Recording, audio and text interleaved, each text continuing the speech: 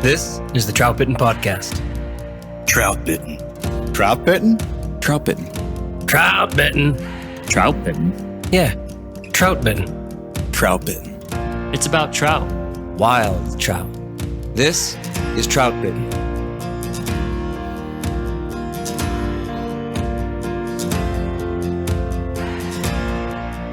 This is the Troutbitten Podcast, and thanks for tuning in. My name is Dominic Swantowski. I'm the owner of Troutbitten and the author of Troutbitten.com.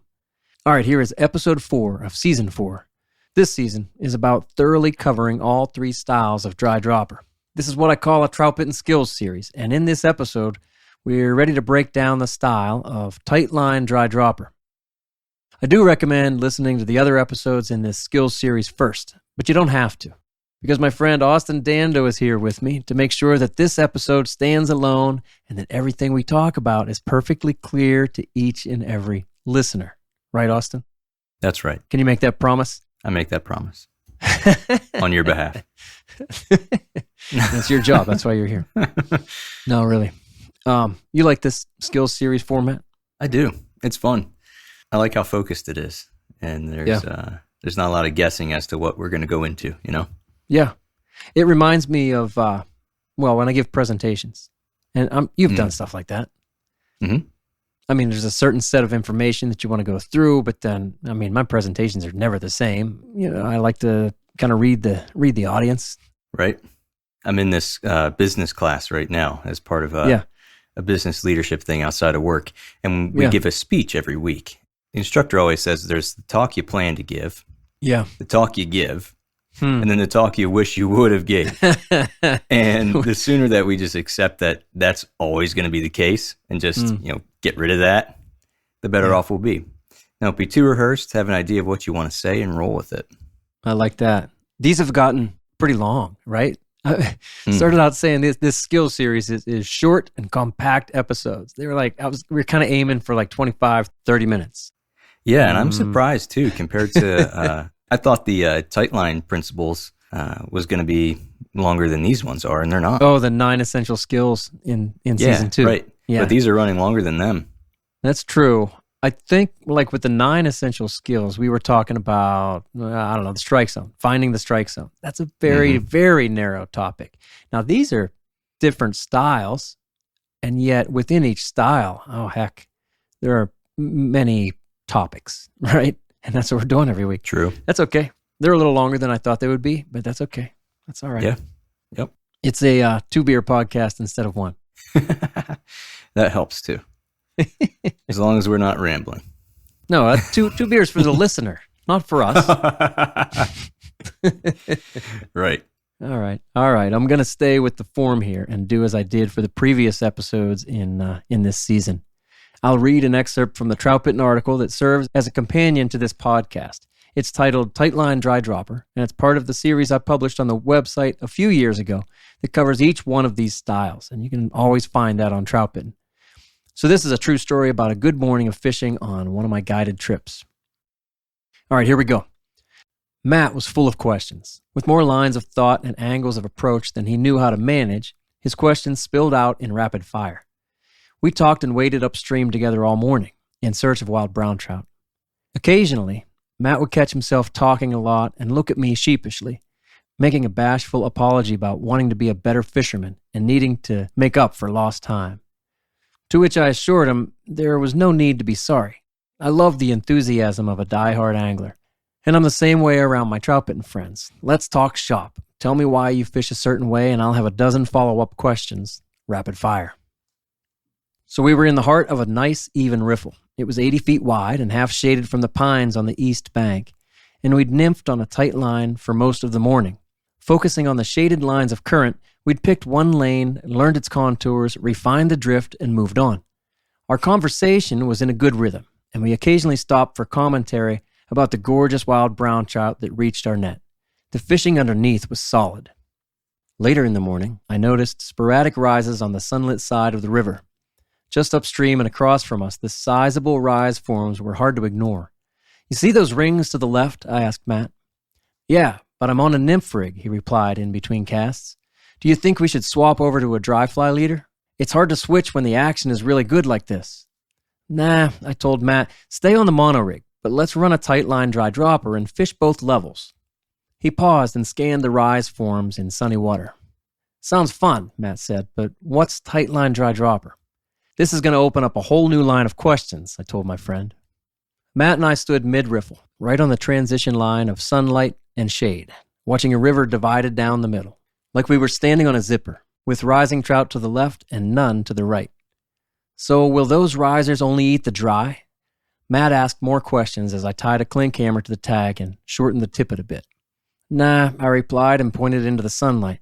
They might eat the dry or the nymph, and I'm sure there's other fish around them too. It's fun to have a target, though. It's a sure place to put your flies because you know for certain there's a fish down there seeing them. Then I pointed to the shade on our right side.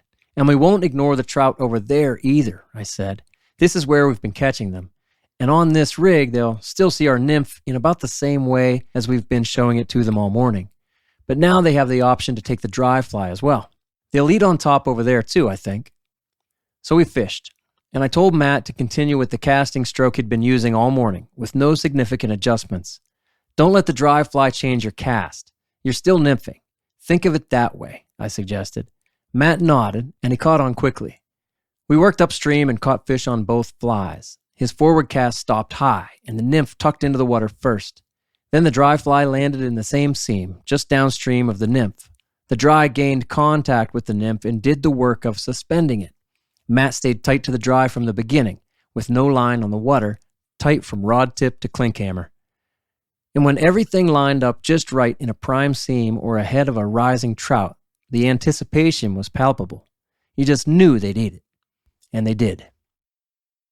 All right, so what I just read kind of lays it all out there. This is why we fish tight line dry dropper, because it's an absolutely perfect solution for so many moments, because it's convenient, because it works, and because it's fun. So Austin, how often do you fish tight line dry dropper style? I mean, put some kind of percentage on it. While you're out there, how often? Yeah. That's kind of hard to answer, at least. I know. In comparison to the other two forms, I'd say I'd fish the tight line dry dropper maybe 80% of the time compared to standard dry dropper or light dry dropper. All right. Yeah, I prefer it too. I do favor it quite a bit. Yep. And for the reasons we're going to talk about. It's super effective, and you can arguably get your best drifts on both flies with this method. Right on.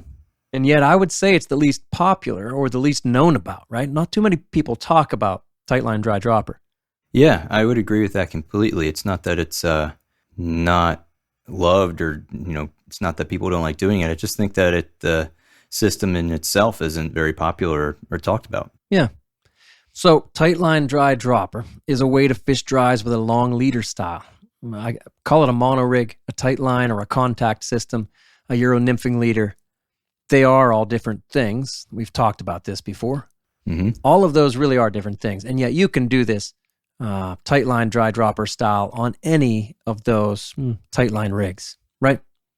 Yeah, and by adding a dry fly to really any long leader formula that you prefer, we can now get tight, or at least in contact with the dry fly that previously was not available to us because we had a fly line in between. Sure. And that's really the heart of why this works and why it's so effective. Yeah, that's where the magic starts, right? Yeah, because you can be in contact with the dry, and then the dry fly is in contact with the nymph. That's how we're trying to set it up anyway. Yep. And so you have this tight line system all the way through, and yet both flies, as we're going to talk about, if you set it up right, are really fishing well, right? Absolutely. And really, I don't think there's any other way to be tight to your dry fly. You mean in comparison to other ways of fishing dry dropper? In fishing dry flies at all. At what other time can you really be tight to the dry? And by tight, we mean from rod tip to dry with nothing on the water. Right. If you get really close, okay, let's say you're using a Harvey leader, which is 10 feet long, 10 to 12 feet long after you tip it. And I don't know, if you get 15 feet away from your target, you can tight line it. You can kind of pick everything up. But even then, you kind of have the sag of a little bit of fly line out, and that's pulling you down some. In this way, we're using these tight line principles, or what I call a tight line advantage, straight to our dry fly. Right. And I think that is the key there. If it's really close to you, you can kind of sort of fake it a little bit. But the tightline dry dropper lets you have slack off the water at much greater distances and be unaffected to that dry fly nymph below. Right. And that's what I always call the tightline advantage. And I say you can take that tightline advantage across all of these fishing styles. It's not just Euro nymphing. It's a tightline advantage taken to streamers, taken to, in this case, this dry dropper style. We take the tightline advantage to an indicator style. We do it just even straight to a dry sometimes. But anyway, it's almost like tenkara that way. And it is. I wrote an article about, what did I call it? The trouble with tenkara and why you don't need it. And people take offense to that because they don't read it first. And the point of that article is that everything you can do with tenkara, you can do with a monorig or a tightline system. In this case, I'm saying the ability to be tight to that dry fly is very similar to what you can do with a tenkara setup straight to the fly. But in this case, we have two flies, and now we have a nymph underneath that we have excellent control and strike detection on. Yeah, and that's one of the key benefits because we get such good drifts on the dry fly because, like we've been saying, there's really no slack on the water. Yeah. Any line that's on the water, whether it be in a nymphing style approach, whether it be in a dry fly style approach, any line that's on the surface, if there is any current, or if there's anything pulling on that, affecting the flies, it's going to cause problems. And this system sort of mitigates that or walks around that problem because we get to eliminate slack on the water. It really does. What you just said there is, the way of dealing with that trouble that you just mentioned, in this case, is to just keep all the line up off the water. The way we dealt with it in the standard dry dropper style was to mend, and we acknowledge that. Right. It changes the angles we can fish. It changes the way we have to give some grace to that dry fly. In this way, we're just keeping all that line up, out, off the water. So we get excellent drifts on the dry fly that way. And we also get excellent drifts on the nymph because we have really perfect control over the placement of the nymph and the dry fly. We've talked about this in the previous 2 episodes with the previous 2 styles, that we don't have that great placement with the other systems about exactly where the nymph goes. We always want it to be in the same seam, If we're really looking to get a true dead drift on the dry fly, on the nymph, then they better be in the same seam and cooperating with each other. Yeah, you're going to catch the fish here and there. You're going to get lucky once in a while if things aren't, in the same seam. But boy, you'll catch so many more if you can get them in the same seam. And with this system, you do have that control in the cast to be able to make that happen. And that's special. Yeah, and the cast there is key. I kind of liken it to light dry dropper, where maybe when we're making a traditional fly casting stroke, it feels like we're fishing a dry fly. That feels very familiar. Well, for me, when I switch over to tight line dry dropper, I get to kind of keep the same casting approach as I was doing if I was fishing standard, nymph rig. Agreed. And that placement is still available to me without much changing of my mechanics. The placement of the flies, the nymph. Right, the ability to put the 2 flies in one seam, it still feels very repetitive. And it's not like I'm changing a whole lot. I just get to go on to the next tactic. Right on. And another great thing about this tightline dry dropper is you really have superior strike detection. You're obviously going to detect strikes on the dry fly. I mean, you're going to see it. And really, often you feel it. I've said before, it's a very exciting way to fish because you often see the trout coming and you kind of have to be restrained, let them eat that dry and then set. Anyway, you also have fantastic strike detection underneath. Again, we want the nymph to be in touch with the dry, and we are in touch with that dry.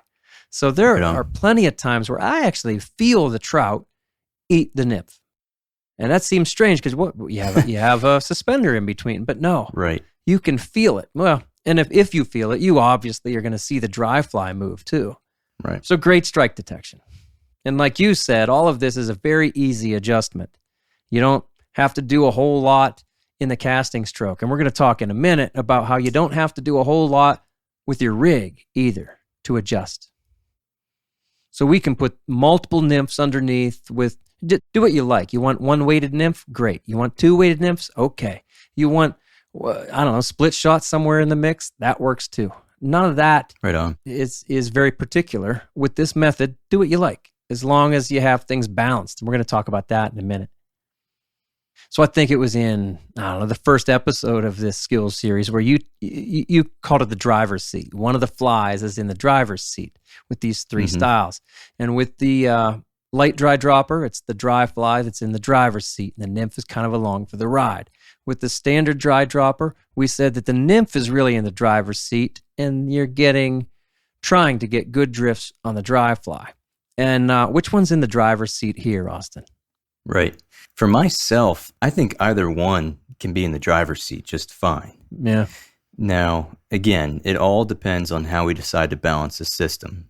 Mm-hmm. If I were to favor and say one was more than the other, I would probably say that the nymph is, because of some of the things we just discussed, where we can take our regular nymphing rig and adapt it slightly and still be able to cast and perform like a nymphing rig. Yeah. And we can suspend quite a bit of weight or multiple flies underneath, and we can sometimes even feel the take of the nymph. Yeah. To me, that's all because in those situations, more often than not, perhaps the nymph is really in the driver's seat. But on the converse side to that, if we decide to, we can fish a little closer, fish a smaller dry fly, and fish a lightly weighted nymph, and still do a light dry dropper style with a tight line dry dropper. Oh, I see what you're saying there. You know what I mean? So the dry would be in the driver's seat again. For me, on this tight line dry dropper style, I'm with you. I think the nymph is in the driver's seat, and then often that dry fly is along for the ride, but it's a really good ride. Or at least it can be. So it's a nymphing cast. You mentioned this earlier. I don't need to change the cast. I add the dry fly. We're going to talk about how in a second. And then I stay with my nymphing cast. I'm still going to tuck things in. And maybe it's even more of a nymphing drift where I'm really knowing where that nymph is. But the dry fly can get absolutely perfect drifts too. And you can see it. And why wouldn't the dry get perfect drifts? There's nothing on the water to drag it, you know? Right. I think that's especially true in this context when we're staying tight to a dry fly. Yeah. It makes most sense that it's going to be similar to a nymphing drift. That's a good point too. Yeah. For over a decade, Smith Creek has provided innovative, high-quality fly fishing accessories designed to put your gear in easy reach, free up your hands, and keep our waters clean. This September, Smith Creek is releasing 2 new products. Check their website to see the new tippet holder. Each unit is individually machined from high-quality billet aluminum and anodized in one of 2 eye-catching colors. They hold up to 5 tippet spools with a patented spring-loaded plunger design that is easy to load and keeps your spools right where you need them. All Smith Creek products are built guide tough and backed by solid customer service. To learn more about Smith Creek products, visit their website at smithcreek.co.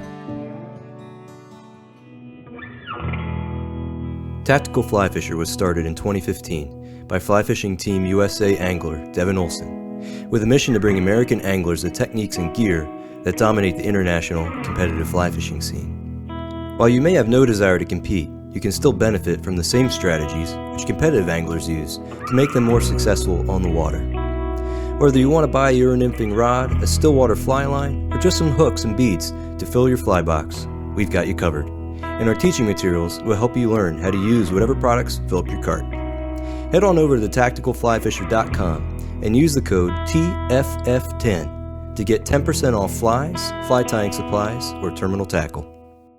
I do think this is the most effective style. We said that. Of the 3 styles of dry dropper, I think this is the most effective.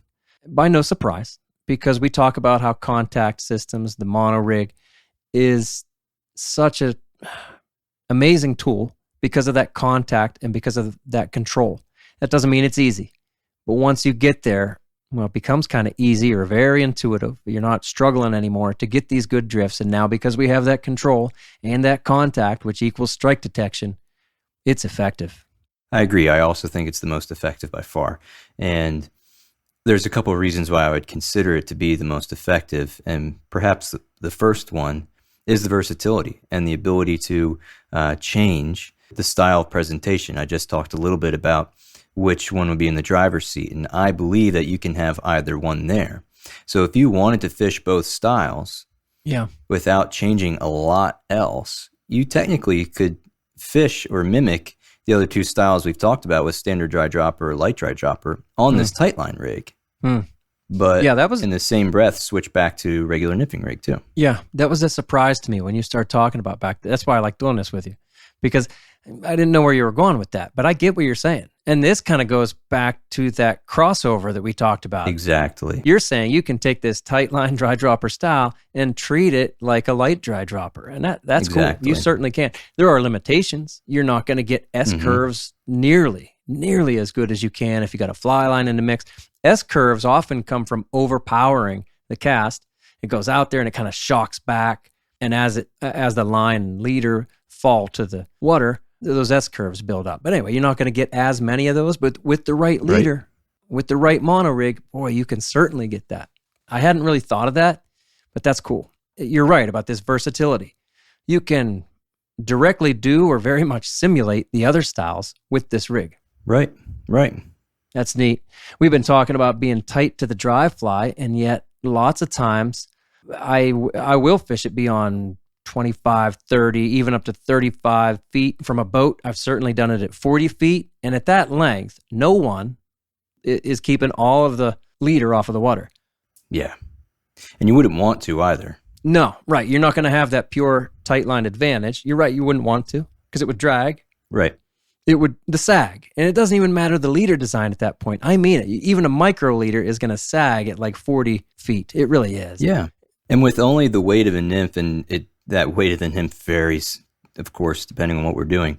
But the only thing anchoring it is the surface tension of the water and any of the weight below. And we're just not going to be able to counteract that enough with this setup to be able to lift 40 feet of line off the water from a boat, from a moving target, and still get it to act like we're not doing it. Right. So at long distances, we'll lay some line on the water, right? There's a time and a place to lay line on the water. There is. And so that's something we have to do at distance. And well, that brings us to one of the major downsides, or the drawbacks, I suppose, of tight line dry dropper is that it's a short range method. It's best practiced, I'm going to say 30 feet and closer. And although Agree. And even though the style can be stretched out further, like we're talking about, most good fishing happens within this short range anyway, regardless of the tactic. Most good fly fishing happens within 30 feet. I mean it. And so we're not really going to be taking this tight line style beyond that anyway. It doesn't matter if we're doing tight line dry dropper or we're just pure tight lining. Yeah, we stay within that shorter range. And yeah, that's a drawback because there are some, well, when I'm on a bigger river, I start to feel like 30 feet is really close. When I'm on some of our smaller rivers, I go 30 feet, that's fine. That's good, So we're talking about our leader here. Let's maybe break it down into a little bit more specific. Sure. What does your leader setup look like for something like this? Yeah. So I probably have over 100 articles on Troutbitten about the mono rig. I thought you were going to say 100 liters. Maybe. So that doesn't count. I need you to pick one. So I'll pick one, and I'll say that time you told me you had thousands. Yeah, I'll say that I fish my standard mono rig most often, and that's why it's standard. The standard mono rig is really built for functioning enough like a fly line that it'll push flies to a target. That's important. Keep that in mind. And so it casts beautifully in the hands of somebody who's been doing it for a while. And if you really just understand the principles, and heck, if you're a good dry fly caster, you'll cast a standard mono rig really well too. Anyway, this mono rig that I'm talking about, as I build it, can even cast standard dry flies, alone, by themselves, without weight, without the bead head, or without any split shot, without any weight, you can cast it. Now, we've gone through that before. You can go back through other podcasts, and I'll leave links to all the stuff about the mono rig. So I'm not going to go through the exact formula right here. But I will say the material choice for the butt section in a tight line leader is extremely important. And it's important here too. That transition and sighter section can also make a difference. And if any of the leader is too limp or thin, casting of that leader is then limited. You're kind of stuck with casting weights around. And I talk about this a lot. That has a tendency to turn into lobbing. Now, I'm not saying that you're always lobbing if you're using a thin leader, but boy, it lends itself to that, right? Lobbing, I say, is limiting because you're using the weight to do all of the work. And the way I like to build the standard mono rig is so that the leader will function like a fly line and push things around to a target. So anyway, I use my standard mono rig almost always when I plan on doing any tight line dry dropper, because I can force that dry fly into the position in the exact same lane where the nymph just landed. I go nymph lands and then dry fly lands. And we've talked about this before. You alluded to it earlier in this season, that the leader and the way you cast it has so much to do with that placement and getting things set up from the beginning. Yep. My favorite leader for this, it probably looks similar to yours, but really what matters the most to me is the butt section, and that's the 20 pound, because that's where our driving force is coming from. Right. So if I know, or if I'm in a time of season of the year where this style of fishing is very prevalent, I'm going to be fishing a 20 pound butt section regularly. Yeah. In anticipation for that. Yeah. And I use a thinner rig, like a 10 pound. I'll even use a 5 pound butt section. And I have done tight line dry dropper with all of those. And you can make it work. You can make it work. But it's like it doesn't love to do it, you know? You have to work a lot harder. Yeah. And your placement options are much more slim. Yes. What you can do with the balance of flies, the fly options are more slim. But again, so many different rigs would work. And I think you could say that almost any tight line rig would work for this if you understand how it's going to work and if you're willing to find that balance between the flies. Absolutely. And if you're somebody who's never fished this style before and you want to go try it, and if it's difficult to cast, like a dry fly style cast, let's say, with the standard mono rig, don't be discouraged, because if you've never done it, it's going to feel awkward. Just believe that you can work it out and focus on those good casting principles just the same as you would in a regular dry fly cast with a fly line, and just keep working at it, because it will make sense. You know, don't go at it and try to use a 5 pound leader and try to do it super thin right out the gate. No. Help yourself out if you're going to do this with a bit of a stiffer butt section. Yeah, because it performs more like a fly line. And then you have that advantage too to do the things we're talking about with it.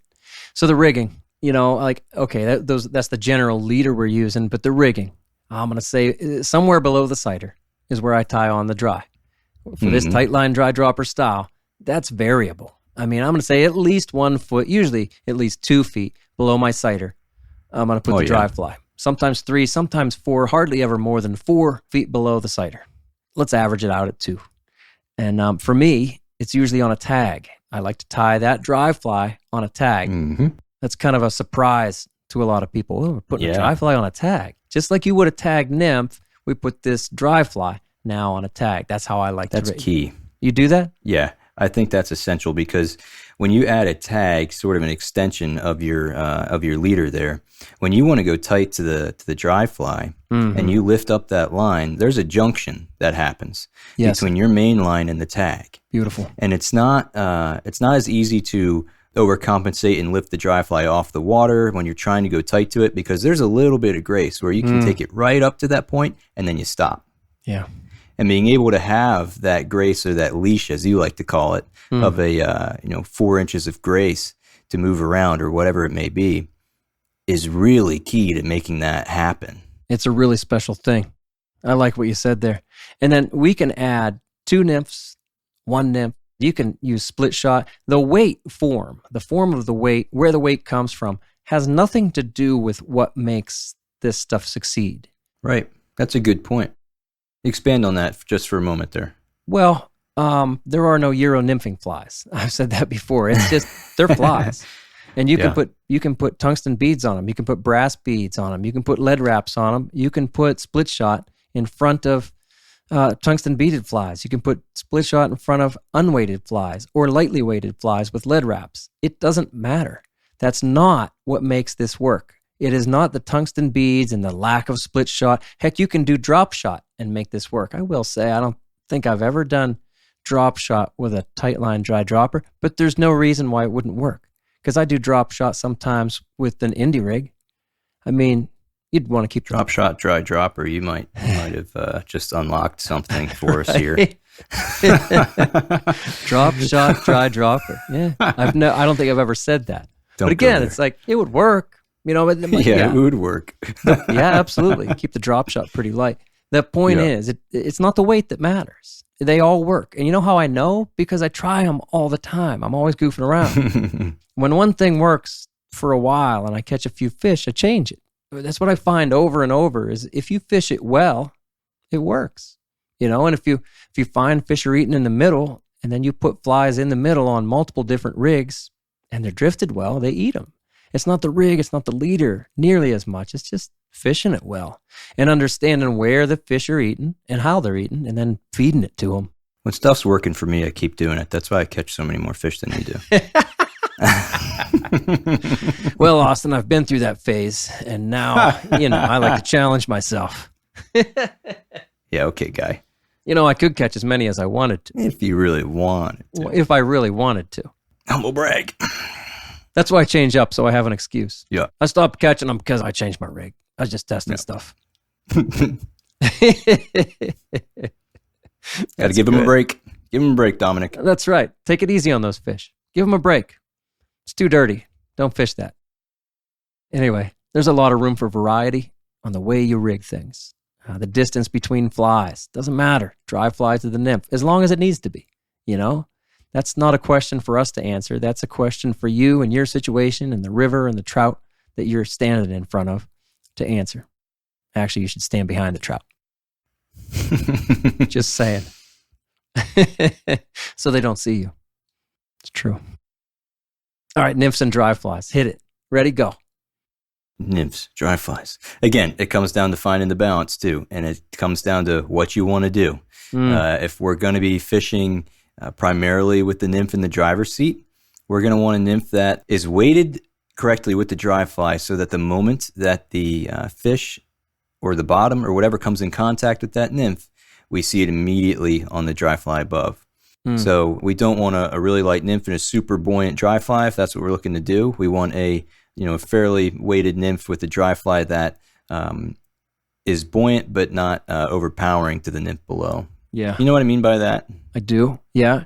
And another way I think about the balance is if the dry fly is too buoyant, then it's probably pretty air resistant too. And as you're throwing the cast, let's say you're just trying to throw 25 feet out there, just 25 feet. If you are fishing, let's say a number 10 Matamax, right? Dry fly. That's a very air resistant fly. And then if you pair that up with a size 16 beadhead pheasant tail, you're not going to cast that very easily. Right. There's too much air resistance in the dry fly. And so you don't have the power and the push of a standard fly line behind to just push it out there. You don't have that anymore. And even with this standard mono rig, which has power, relatively speaking, it has power. It's still not going to push the rig that I just described out there. Yeah, that's totally different. Yeah. And so instead of fishing that number 10 Matamax, I would fish, with that size 16 beadhead pheasant tail at the point. My dry fly would probably be a size 16 clink hammer or maybe a size 14 clink hammer, but not a 12 because then it's being too air resistant. And if it's windy at all, especially if that wind is in your face or even if you just have a breeze kind of in your face, those are all things to consider. And that's what I kind of think of as the balance between the flies. A great starting position is just if you got a 16 at the end in the nymph, try a 16 in your dry fly, or maybe one size bigger. It depends on how you tie them, how many hackle wraps, whatever. 14s or 16, maybe only go a size difference. That almost always works for me. There are certainly other things to consider, like the shape of the dry fly. For example, caddis tend to have a tent wing style, so they actually cut through the air better than a parachute, which kind of holds itself back. These things matter. And as you fish, you will certainly find that some rigs, wow, this is easy to cast. Heck, I can cast 25, 30 feet with this, no problem. And then other times, you're going to just make one change and maybe go to that size 12 parachute, and you go, oh man, wait a second, this isn't casting very well. And then you can probably get it there, but you're having to work too hard, as you said earlier. And that's what I think of as finding the balance between the flies. I also want that sensitivity, like you said. I want that dry fly usually to just, boom, go under as soon as anything happens to that nymph. All right, so we've got a balance. We've got a leader set up. Let's talk about how we actually fish this thing. That's the fun part. Yeah. Again, I'm going to go back to the nymphing cast and how everything we do in the air sets us up for everything that we're going to do in the water. Yeah. And the nymphing cast, meaning that I still like to tuck cast these flies, or at least use a tuck cast when I'm delivering the flies to my target. Meaning that I'm going to come forward with a hard stop and keep the rod tip high. And that nymph is going to duck down. It's going to curl under. It's going to land with some slack. And then I'm going to place the dry fly directly in the same seam above it. Yeah. And I don't do that willy-nilly. You know, I still have that power. I still got the juice in the cast, right? Yeah, same here. Yeah, I'm tuck casting all the time. We don't tuck cast just to get deeper. Nope. Mm-hmm. We're tuck casting for placement. So the thing at the end of the line hits first. And then, in this case, the dry fly hits second in the same seam. That's it. With power, all that stuff. We want to be tight to the dry. I like to land tight to the dry.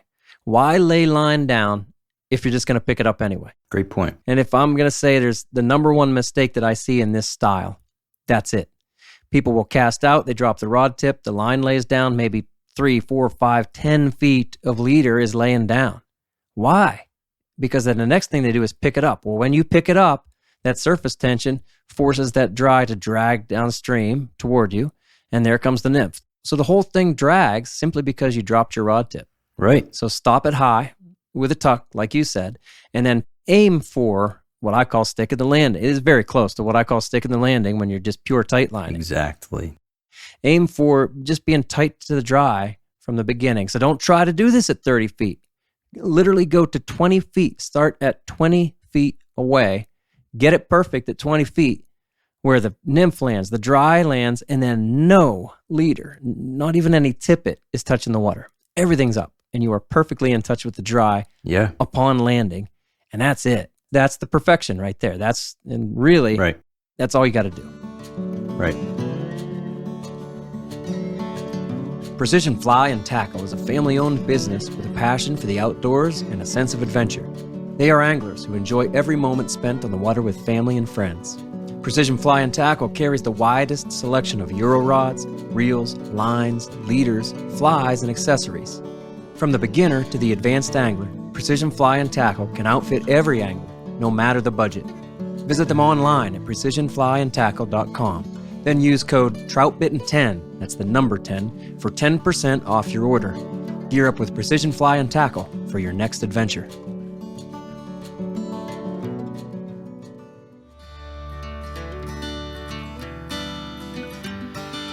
Whether it's after a fishing trip or at a backyard fire, you can bet the Troutbitten crew has a case of New Trail Broken Heels along with us.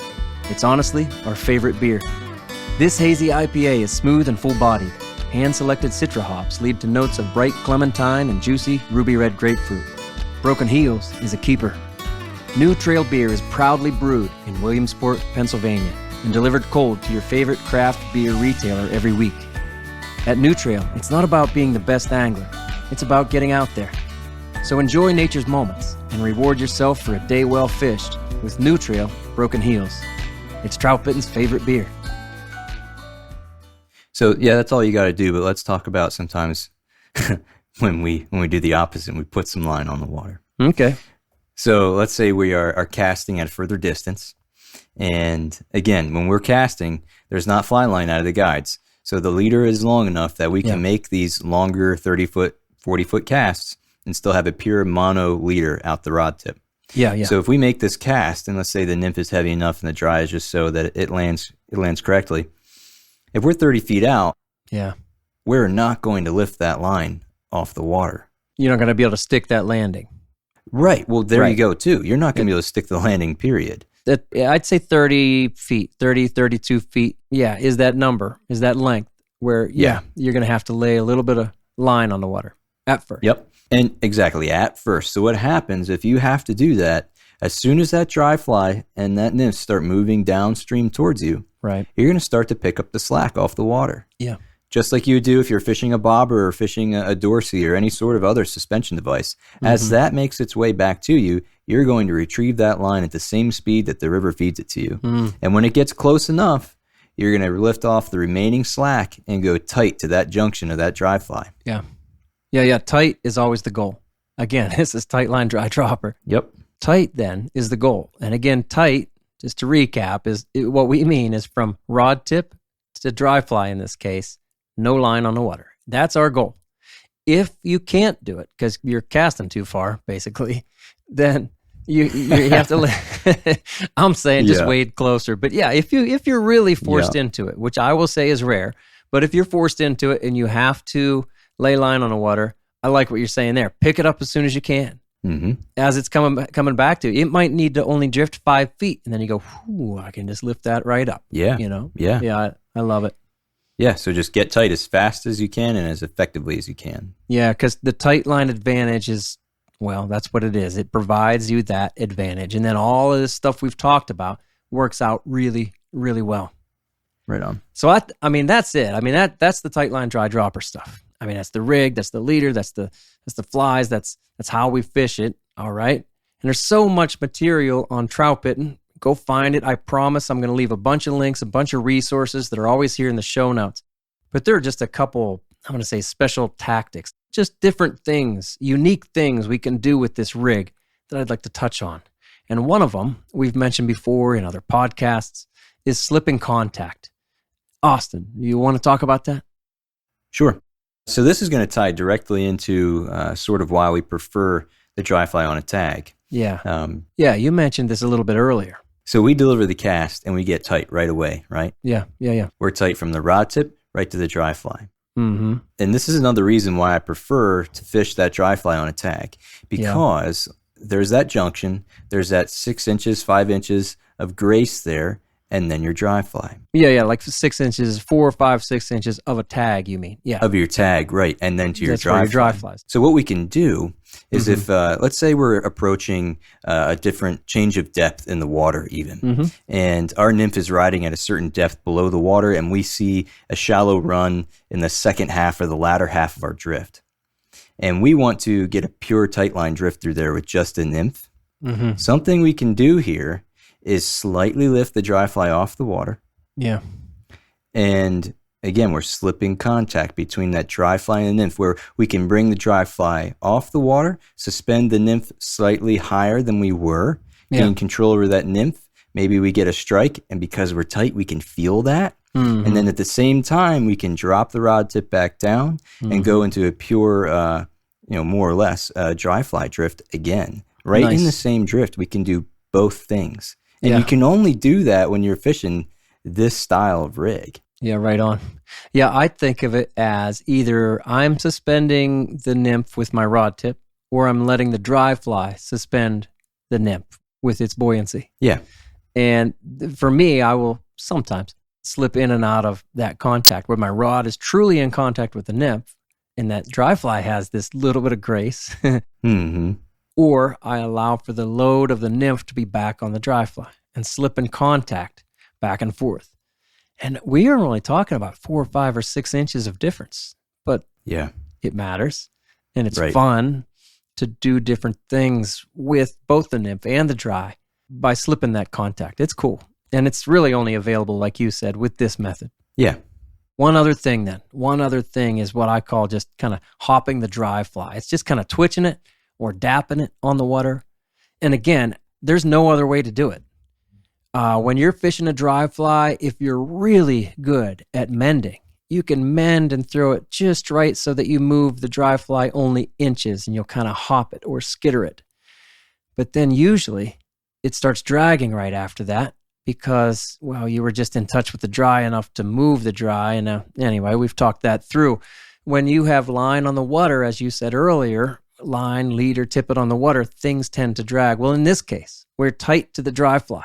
So we can just lift that dry fly up and then drop it back down, and the nymph will take it back down and then lift it up again and then drop it back down. And we can do that within inches, like an inch or two, just little hops and twitches. You do that very much, Austin? I do. And I think there's some similarities there between slipping contact, and we can kind of take it maybe to maybe the hopping is sort of the extreme of slipping contact. Yeah. Where I like to think I put a little bit more payload on the rod tip, actually doing some more of that repositioning than I would if I was just fishing the regular slipping contact tactic. But I really do like that. I do too. And I've had many, many days, I'm going to say 30, 40, 50 days in my life where this was it. This was the thing to do. Usually I find it out by mistake, and I'll just twitch it or hop it just a little bit, maybe even by accident, and bam, a fish eats it. And I go, ooh, that's exciting. Yeah. Let's try to make that happen again. And you mentioned in the previous episode where you found when that dry fly settles in, it can create a trigger effect. Yeah. And we can kind of like hyper extend that idea when we're doing this style, because we could do that multiple times in one drift. We can make a cast and the dry receives the payload, it sets in. Okay, there's one. All right, we're going to hop the dry. We're going to lift it up. We're going to gain contact on the nymph. We're going to let the dry fly float in the air. We're going to drop it back down. Okay, the dry fly receives a payload again to the next set of fish 10 feet down. And again, that's something you can only do fishing this leader setup. For sure. We also talked in the standard dry dropper episode about how the dry fly will slow down, and sometimes that's a trigger. Well, the same thing's going to happen here if you've set it up so you have a nymph that is going to find a different current of water underneath. Let's say you're aiming for the strike zone down there, and you get that strike zone, and we said from the beginning of this episode that the dry fly is in touch with the nymph. So very much the speed of the dry fly is bossed around by the nymph, and we're letting that happen. Yeah. And so you get that effect again, like we talked about last episode, where a mayfly kind of skitters upstream or just slides upstream a little bit right before it takes off. Yep. Even this hopping, the dry fly looks a lot like a caddis that's dapping.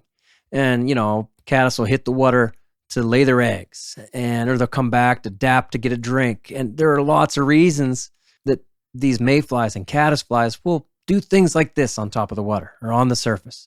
And we can imitate all of that on this system because we have such really minute control over the way everything goes. Hey, anything else, Austin? Yeah, I'll touch on tippet material a little bit because we talked about that some in previous episodes. All right.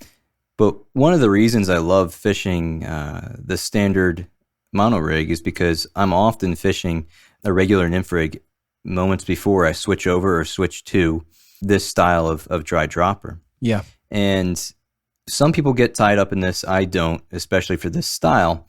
I say specifically is the nylon versus fluorocarbon.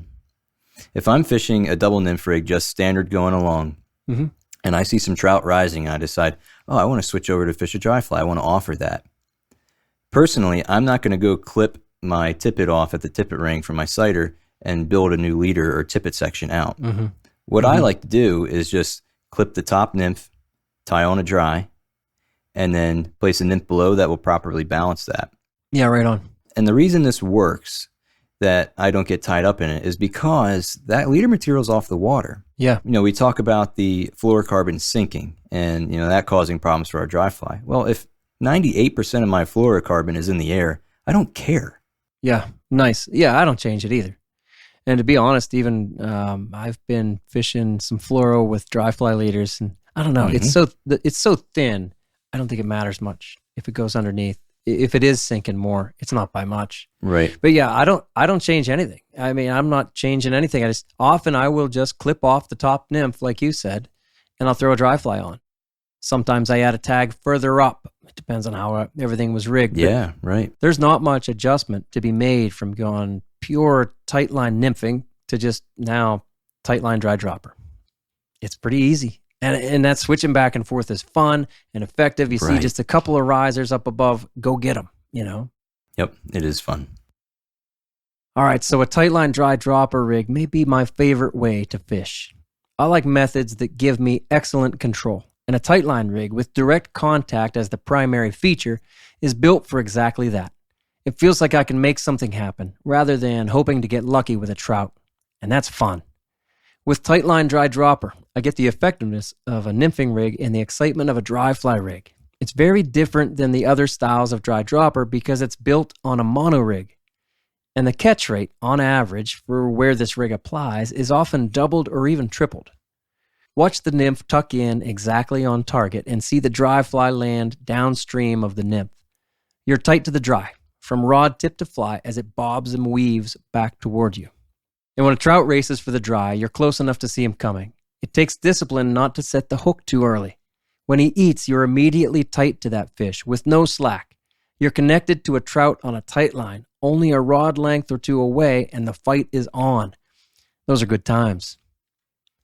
Hey, I want to say thank you again to all of our show sponsors and to each and every one of you listening out there. The Troutbitten podcast has become one of my favorite branches of this business, and it all happens because you support the show. So thank you. Next up, this Dry Dropper Skills series concludes with episode 5. It'll be a roundtable discussion with the full Troutbitten crew, where we'll kind of tie up some loose ends and hear from the other guys on how they like to set up and fish these dry dropper rigs. So look for that one in your podcast feed. All right, Austin, will you read us out? Let's do it. Remember, the Troutbitten Project is a free resource for all anglers. The Troutbitten website hosts over 900 articles with endless stories, commentaries, tactics, tips, and more. Find what you like through the top menu and through the search page. Navigate by way of the categories and the tags too. Be sure to find the Troutbitten YouTube channel, currently featuring the Troutbitten Tips series and an ongoing series about fly fishing the monorig. These are short, useful, and unique tips for your fly fishing life. Thank you for listening to the Troutbitten Podcast. Please give the show a 5-star rating on Apple Podcasts and leave a comment, because it really does help. Until next time, friends, fish hard, enjoy the day, and find your life on the water.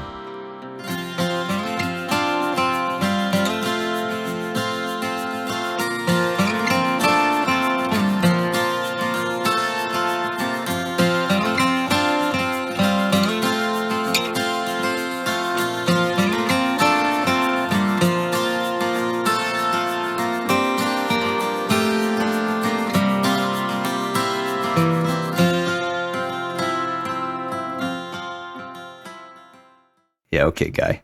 Humble brag. There's air comes out there. Stupid, man. Yeah, what are you going to do about that? Yeah. This is ridiculous. Should be a half beer podcast.